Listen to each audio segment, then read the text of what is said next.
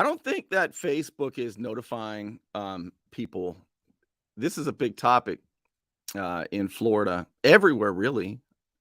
If you care about the Second Amendment and gun ownership, even if you have a prescribed medication that the federal government doesn't like, I hope that you will be the notification tonight and tag your friends who you think will be interested in this story. I'm going to show it to you and maybe even share it on your page if you think it's important enough. So, Friday, just last week, a federal judge dismissed a case. He threw out a case. And surprisingly, it was filed by um, Agriculture Commissioner Nikki Fried. She's a Democrat. She's no fan of the Second Amendment, but she loves pot. Now, what I'm saying about Nikki Fried, the reason that she filed it is that position, that cabinet position. There are 5 cabinet positions in Florida under the governor. And one of those cabinet positions is Commissioner of Agriculture. And that's the department that handles concealed carry licenses in Florida. All right, so stay with me because if you believe in the Second Amendment and the right to keep and bear arms, then you probably feel the way I do. And I don't like the idea of the state of Florida issuing concealed carry permits even. We should be a constitutional carry state. And hopefully we'll get there next year. All right, so I'm going to show you, first of all, the post that I made on Facebook that I don't think they showed very many people. Have you seen this? This is what happened on Friday. All right. So I'm going to make this bigger, I think, so you can see it. And notifications as they pop up, I'll see if they're in the way here. But federal judge, no guns for Florida medical marijuana patients. Last week, federal judge Alan Windsor dismissed, he threw it out, tossed it, a challenge to the federal ban on gun possession for medical marijuana patients. Florida's Commissioner of Agriculture, Nikki Fried, actually filed the lawsuit to protect the Second Amendment guarantee to keep and bear arms, even for those with cannabis prescriptions. Under the Anti-Constitutional Gun Control Act of 1968, a cannabis consumer who possesses a gun is guilty of a felony punishable by up to 10 years in prison. See, the Gun Control Act of 1968 says that if you are an unlawful user of a controlled substance, you can't have a gun if you're an unlawful user of a controlled substance. All right. So Commissioner Fried argued to the federal judge, that's not the case here. It doesn't apply because Florida has legalized medical marijuana, so they are not unlawful users. Well, the federal judge said, look, federal law trumps state law. That's the supremacy clause of the Constitution. That's what the judge said. But is that what it says? I used to think so. And I'll explain to you why the judge is wrong before the end of the night here. So under that Gun Control Act, I told you that. Now, Biden's ATF, they're going to start enforcing it. And if you go to buy a gun, you have to fill out a form, a background check, a form 4473 rather. And if you are a medical marijuana patient and you have a prescription, pretty soon, if you say that you are not, well, that could land you 5 years in jail.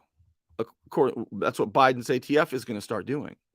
See, in the latest version of Form 4473, which gun dealers are required to start using on January 16, this warning is in bold type.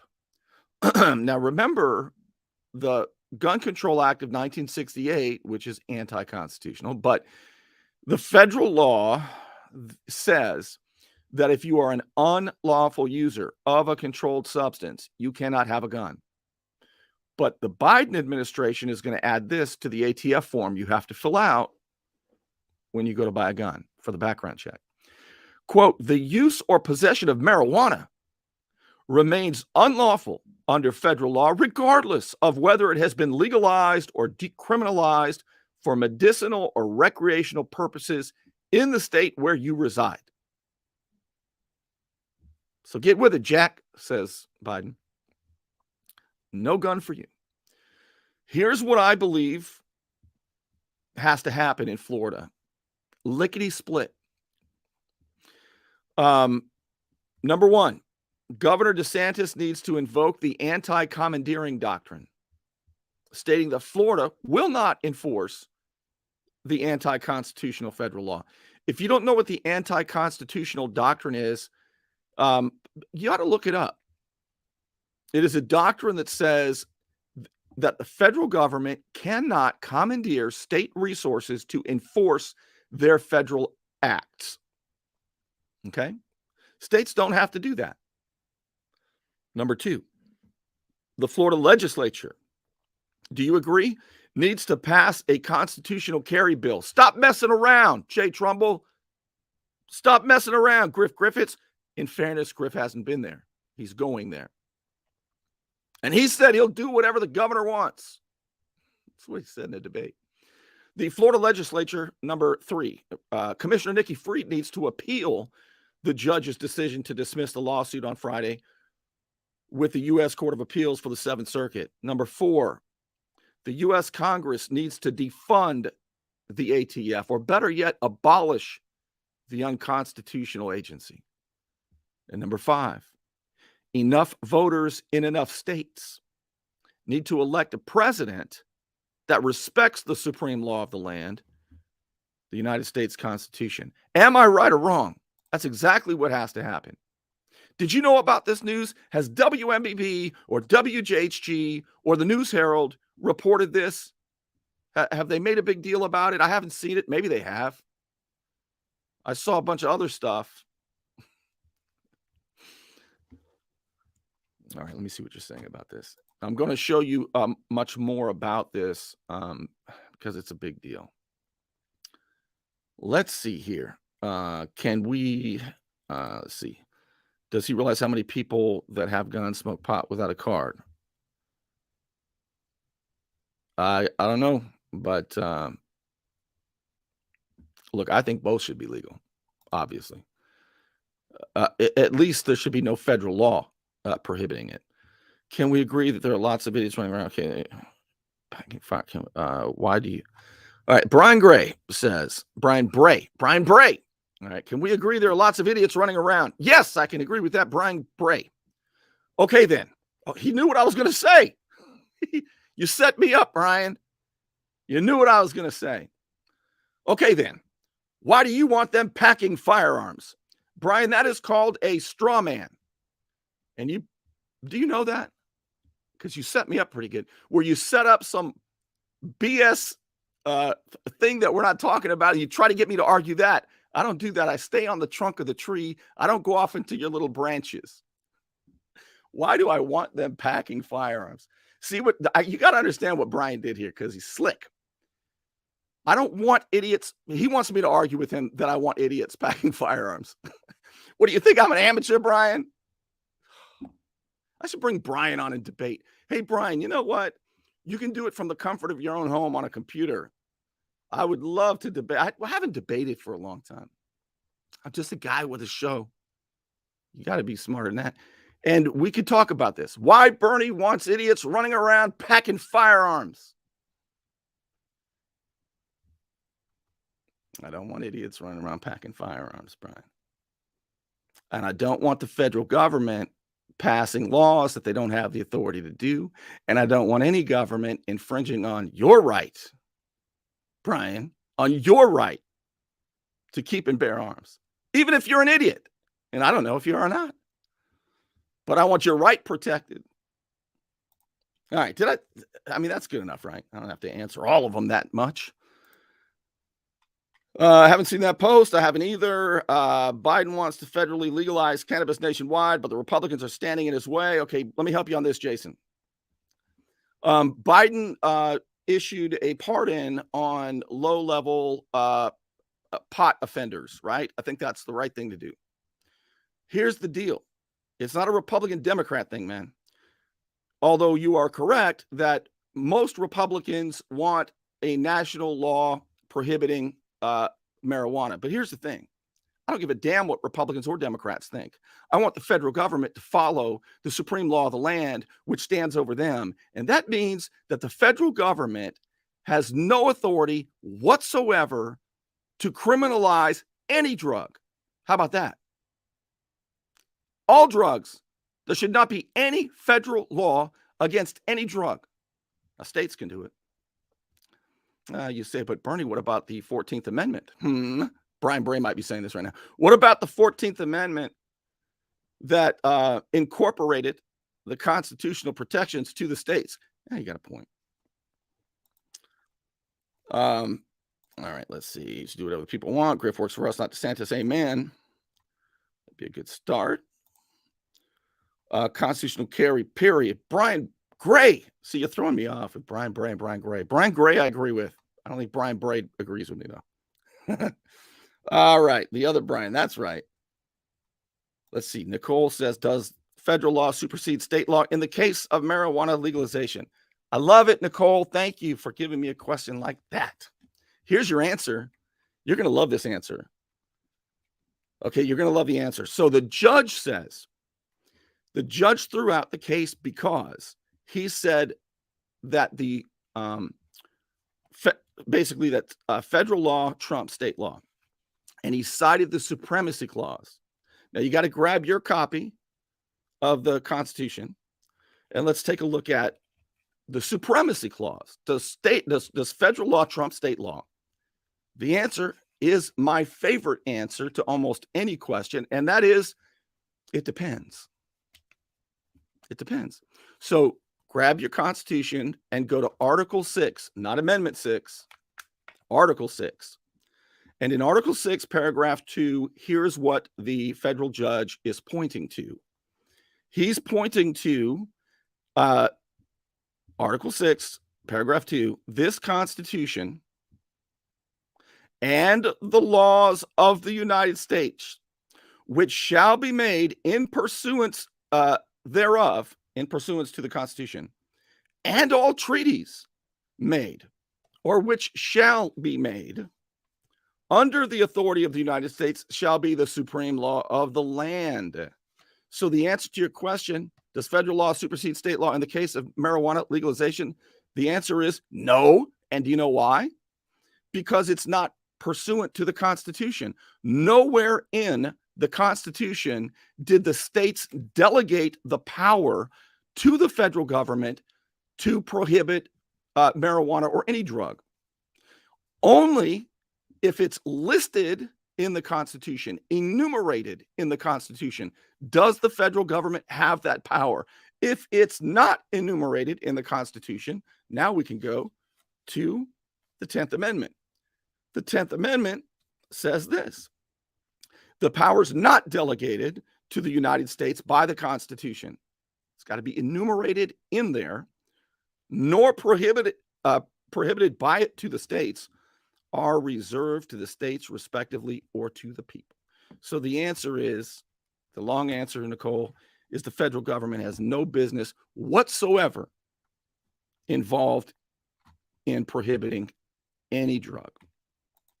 All right. I'm going to show you the articles now about this story because it's important. And I'm going to go over again exactly what you need to know and what I think needs to be done. All right. We'll do that right after this. You want to look good? You want to feel good? Little John's Big and Tall is where it's at. Right across the street from Sky's Pizza Pie, 5700 North Davis Highway. You can find out more online at littlejohnsbigandtall.com. He's also a member of the iTex trading community, where your iTex dollars are welcome. It's a hot time in Florida, and my friend Ryan can make sure your air conditioning is running at peak efficiency. He could even install a new one, built to a higher standard. American standard. Find out more at pcairrepair.com. All right, let's take a look at the article you need to know.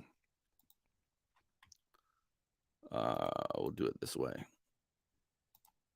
Yeah. All right. This is from Reason Magazine, which is kind of a libertarian think tank. A judge accepts the Biden administration's dubious argument for banning gun possession by marijuana users. Even people who use cannabis for medical purposes risk severe penalties, daring to exercise their Second Amendment rights. This article is written by Jacob Sullum, who is one of my favorite scholars and writers. And it was written just today, posted today.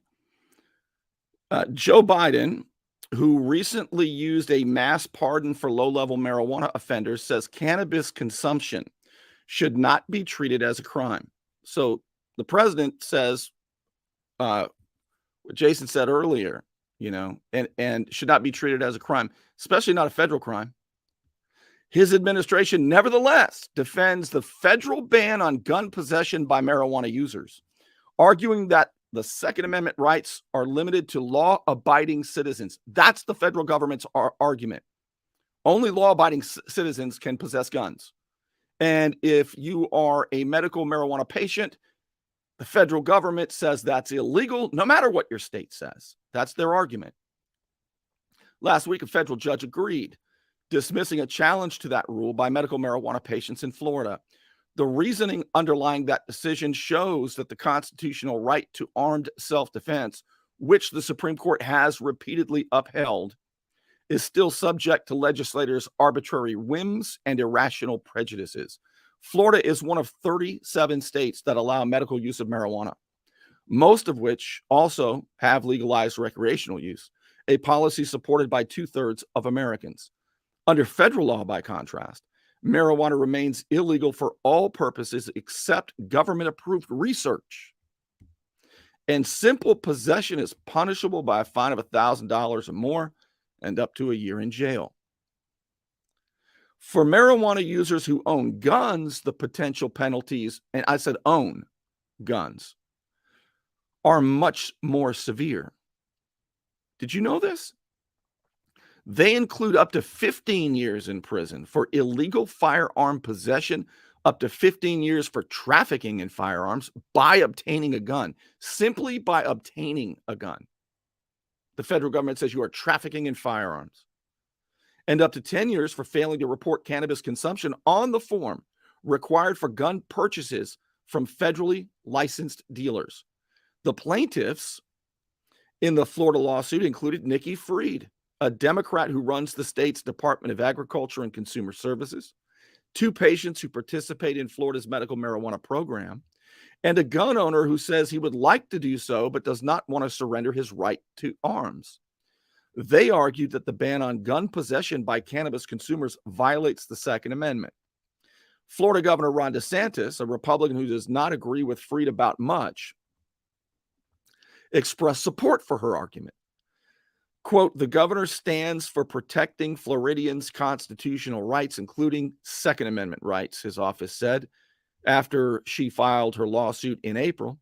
Floridians, said the governor, should not be deprived of a constitutional right for using medication lawfully. Of course not. In his ruling last Friday, however, U.S. District Judge Alan Windsor agreed with the Biden administration that the deprivation DeSantis condemned, the deprivation of rights, was, quote, consistent with this nation's historical tradition of firearm regulation. Isn't that awful? That is the constitutional test the Supreme Court has said gun control laws must pass. Windsor noted a long history of banning gun ownership by people convicted of certain crimes. But as Supreme Court Justice Amy Coney Barrett pointed out in a 2019 dissent before she was on the Supreme Court, as a judge on the U.S. Court of Appeals for the Seventh Circuit, that's ours, that's up in Georgia, that history does, and when I say that's ours, if there's a federal appeal, if you're in Florida involved in a federal lawsuit and you appeal, it goes to the Seventh Circuit.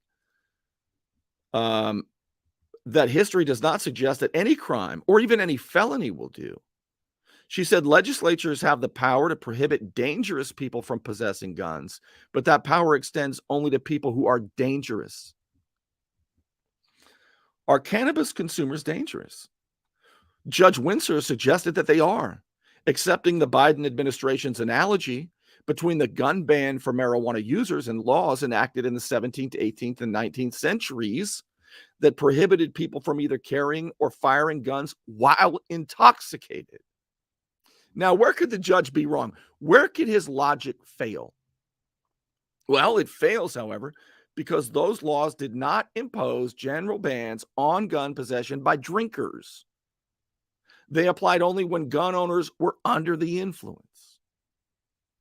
The implausibility of the Biden administration's historical argument is compounded by the fact that the crime of consuming marijuana, the so-called crime, did not exist when the Second Amendment was ratified or when the 14th Amendment required that states respect the right to keep and bear arms. It incorporated, the 14th Amendment, incorporated the constitutional guarantee right into the states themselves, not just that the federal government, but that the states had to follow it. Throughout the 19th century, cannabis, opium, and other currently prohibited substances were legally available over the counter and widely consumed as ingredients in patent medicines. It seems highly doubtful that Americans of that era would have thought that eschewing, that's one of my favorite words, I don't say it very well, shoving away, essentially, such products should be a condition for exercising the rights protected by the Second Amendment and state equivalents. Yet the Biden administration insists that it should, even as the president decries the injustice wrought by the war on weed. So even though the Biden administration opposes the federal law prohibiting marijuana, which is correct, he still wants to use that to take your guns away and to throw you in prison. Now, there's another important article that came out just before this judge made that decision on Friday.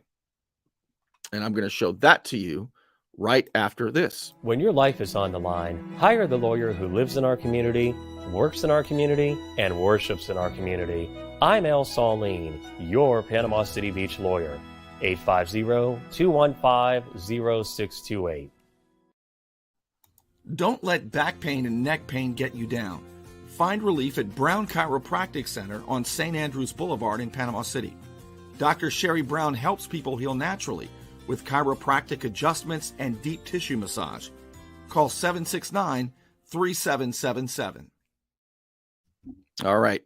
Here's another important article for you to see. This was right as the judge was making up his mind, a federal judge on this Friday. The Biden administration defends the federal ban on gun possession by medical marijuana users. The Justice Department says that policy is rational and consistent with the right to keep and bear arms. Of course, they say that. And here's Joe Biden talking about his last fishing trip, I think. The Biden administration yesterday urged, so this would have been Thursday, a federal judge to dismiss a lawsuit challenging the ban on gun possession by medical marijuana users, saying that law is consistent with a long tradition of firearm regulation in the United States. Furthermore, the Justice Department says that prohibition makes perfect sense because marijuana use impairs the ability to handle guns responsibly.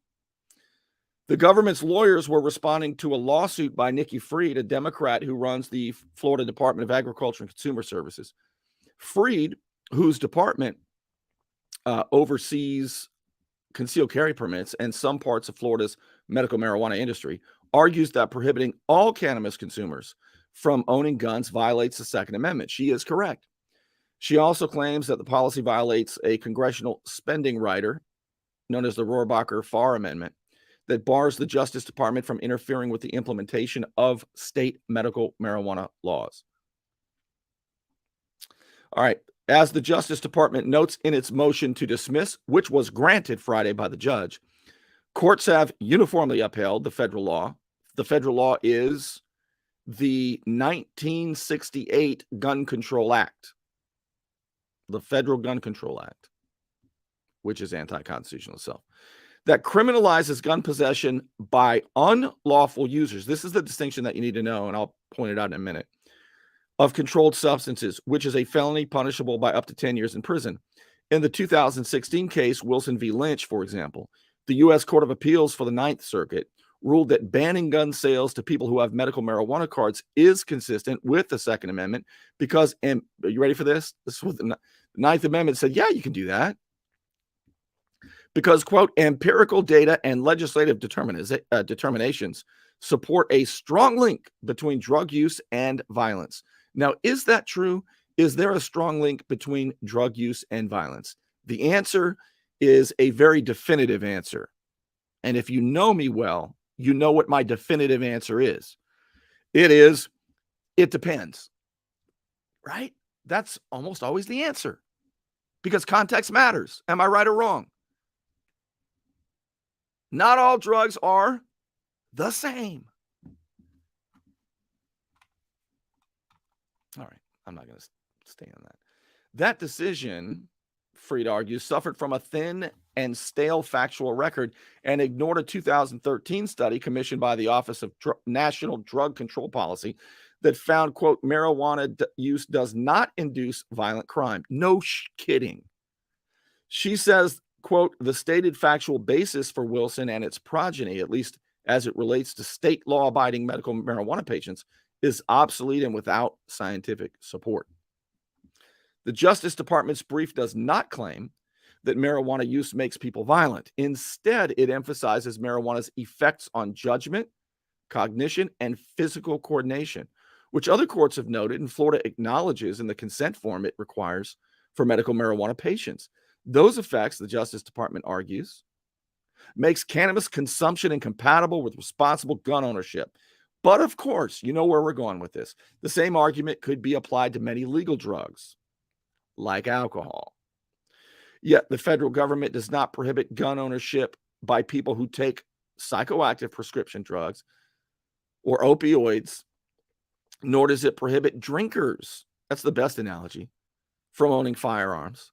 Although the Justice Department notes state gun laws aimed at alcoholics or intoxicated individuals, the ban for cannabis consumers, by contrast, applies whether or not they handle guns while impaired.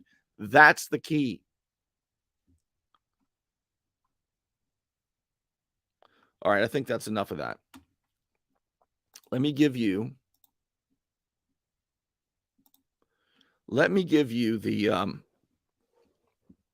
the bullet points. Is this a big deal or is this a big deal? I've heard people for a few years now, asking about this. You know, if I am a medical marijuana patient, am I still able to get a gun? The answer, as the judge said, is no, because the judge said that federal law trumps state law, and starting January 16, gun dealers will be required to have on their new forms that you have to fill out for the background check. It will be in bold writing that if you use marijuana in any form, legal or not in your state, you can't buy this gun. You can't have it. And if you even have one, the federal government says you're trafficking firearms. Yep. All right, I'm going to show you that stuff right now. Let's go over these bullet points. Or should I look at your comments first? Let me just see what you're saying here. What about all the people? Let's see. What about all the people on legal prescription drugs and have a CC permit? Okay, here's my best answer to this, Deborah, if there are. Right now, well, and I don't think ever, so we're talking about the federal government and the state government. It is the state government, Florida, that issues the concealed carry permit. The state of Florida does not ask you that question. The only time you will be informed of that is if you go to buy a gun. And then you have to fill out the form that is a background check, an ATF background check, form 4473. And starting on January 16, on there, you will have to check a box and it will remind you that if you use it in any way, you cannot buy the gun. And the Gun Control Act of 1968 says that you can't possess a gun. All right. So there's my best answer on that. Let's see. Yeah. Okay. Drunks get dangerous as well. Absolutely. Need to test that one in the Supreme Court. Stan, that's exactly right. And I would expect that the Commissioner on Agriculture will appeal the dismissal to the U.S. Court of Appeals. Yeah. Isn't that something, Ron? So, and what's happening is, see, the 1968 gun control law has been there, but the ATF under the president, being an administrative agency that itself is unconstitutional, all the administrative agencies are, but, I don't want to get ahead of myself, but that falls under the president. So the president has control of what the ATF does. That's why we need enough people in enough states, right, to elect presidents that follow the supreme law of the land, that don't walk all over it. And when was this brought up? On Friday, Doris. Here, let me give you the background. Let me give you the bullet points here. All right. Here we go. A federal judge dismissed a lawsuit last week on Friday, filed by Agriculture Commissioner Nikki Fried to protect the Second Amendment rights for Florida medical marijuana patients. The Gun Control Act of 1968 prohibits unlawful users of controlled substances from possessing a gun.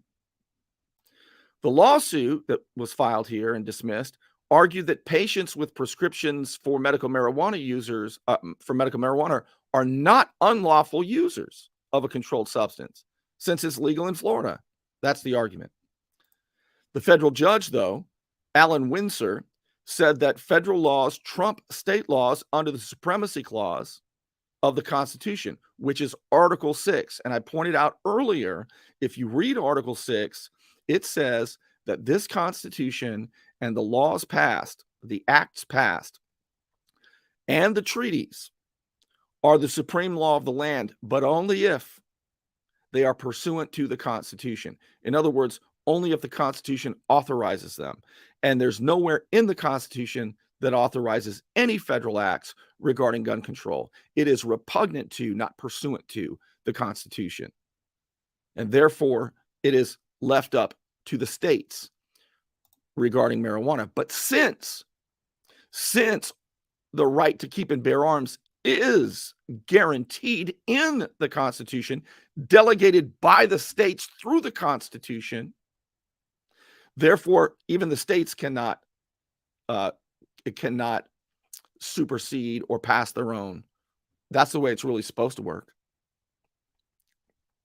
All right, so let's keep going.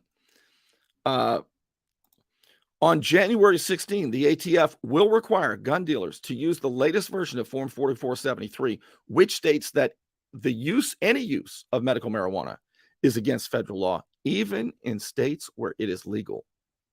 37 states it's legal in one way or another. This affects tens and tens and tens and tens and tens of millions of people, Americans. This is what needs to happen, in my opinion. Number one, Governor DeSantis needs to invoke the anti-commandeering doctrine, stating that Florida will not enforce the anti-constitutional federal law. The anti-commandeering doctrine, I highly recommend that you look up. It basically states that that the federal government cannot commandeer state resources to enforce federal acts. That needs to be invoked by Governor DeSantis.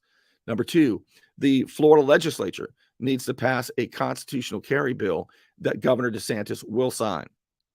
3, Commissioner Freed needs to appeal this with the U.S. Court of Appeals in the 7th Circuit. 4, the U.S. Congress, the U.S. Congress needs to defund the ATF. Better yet, abolish the damn agency.